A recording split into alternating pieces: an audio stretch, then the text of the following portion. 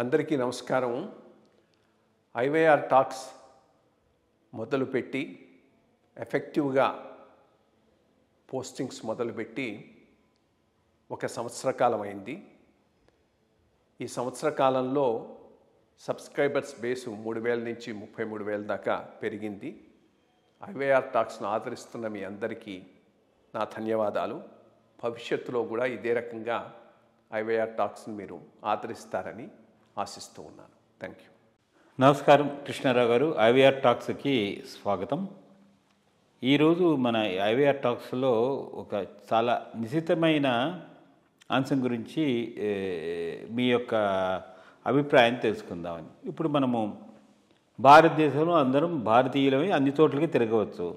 అలాగే ఇంకో దేశానికి వెళ్ళాలంటే మనకి ఒక పాస్పోర్ట్ ఉండాలి. పాస్పోర్ట్ కాకుండా ఆ దేశంలోకి మనకు వెళ్ళడానికి వీసా అనేది మనం తెచ్చుకోవాలి.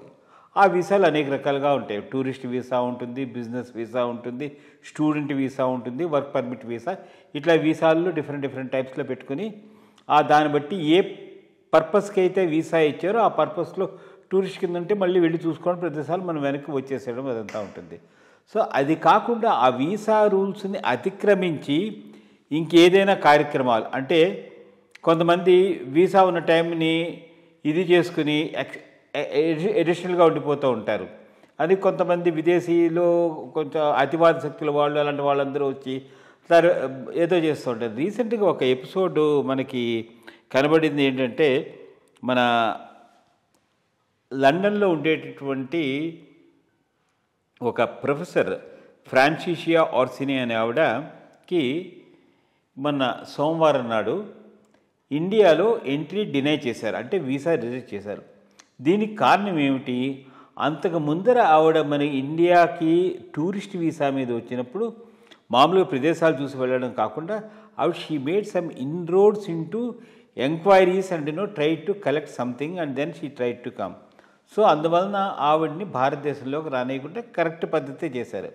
అయితే మన అతివాదులు ఉంటారు కదా, లెఫ్ట్ వాళ్ళు, వీళ్ళు కాంగ్రెస్ వాళ్ళు, వీళ్ళందరూ ఆవిడ్ని ఎందుకు డినై చేశారు? అలాంటి ఆవిడ ఒక, అంటే షీఈ్ ఆల్సో ఒక సెలబ్రిటీ అని కానీ లేకపోతే రినౌండ్ పర్సన్ అని కానీ ఉంటుంది, మీరు చేయకుండా ఉండాల్సిందని చెప్పి ఒక చిన్న కామెంట్ చేశారు.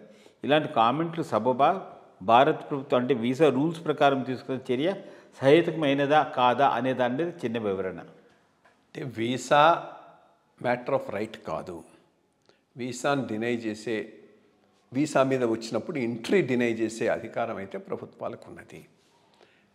ఆ టైంలోనే ఎందుకు డినై చేస్తున్నామనే చెప్పేసి ఉంటే సరిపోయిండేది. ఆ పైన చెప్పారు, అది ఆ రోజే చెప్పి ఉంటే సరిపోయిండేది.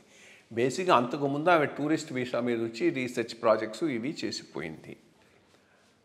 ఇది నార్మల్గా జరుగుతూ ఉంది. అంటే ఇండియాను they take it for granted. ఇది ఇంకో దేశంలో జరిగితే వెంటనే బయటికి పంపిస్తాడు, ఎవడు మాట్లాడే వాళ్ళు ఉండరు. ఇక్కడ మనకు ఈ ఒక బ్యాచ్ ఉంది కదా, ఇటువంటి వాళ్ళందరినీ ఇచ్చేసేటటువంటిది. సో ఆ పాయింట్ మీద రిజెక్ట్ చేశామని చెప్పారు. చెప్పేది ఆ రోజు చెప్పేసి ఉంటే అసలు ఇష్యూ కూడా ఉండుండేది కాదేమోనని నేను అనుకుంటూ ఉన్నాను.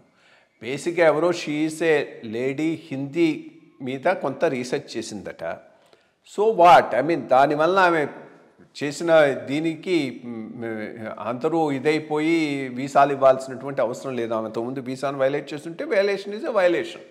సరే, ఇంకా ఈ లెఫ్ట్ లిబరల్ వాదులు వీళ్లకు ఏదో ఒకటి దొరికితే చాలు. అందులో ఆవిడ చేసే వర్క్ కొంత డివిజివ్గా ఉందనేది కూడా ఉన్నది. అయితే మనకు of course unless we know the ఆ ఏరియాలో మనకు కొంత ప్రావీణ్యం ఉంటే మాత్రం, ఉండకపోతే అవి చేసింది కరెక్టా కాదా అనే దాని మీద మనం ఒక ఒపీనియన్ ఇవ్వలేము. బట్ ఒక వ్యూ పాయింట్ అయితే ఉన్నది.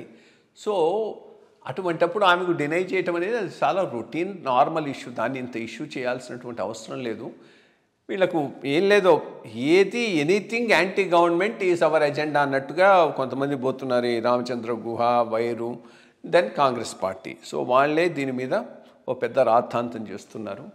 అంత అవసరం లేదు ఇది. ఐ మీన్ హిందీ మీద మా దేశంలోనే ఉన్నారు కావాల్సినంతమంది రీసెర్చర్స్. ఇంక దానికోసం ఏదైనా శంఖంలో పోసిన తీర్థంలాగా ఫారినర్ ఏదైనా చెప్తే అది గొప్ప అన్నట్టుగా ఫీల్ చేసేటటువంటి ఒక పద్ధతి దేశంలో తయారైంది. సో ఐ థింక్ గవర్నమెంట్ చేసిన దాంట్లో ఏం తప్పలేదని నేను అనుకుంటున్నాను. సరేనండి అండి.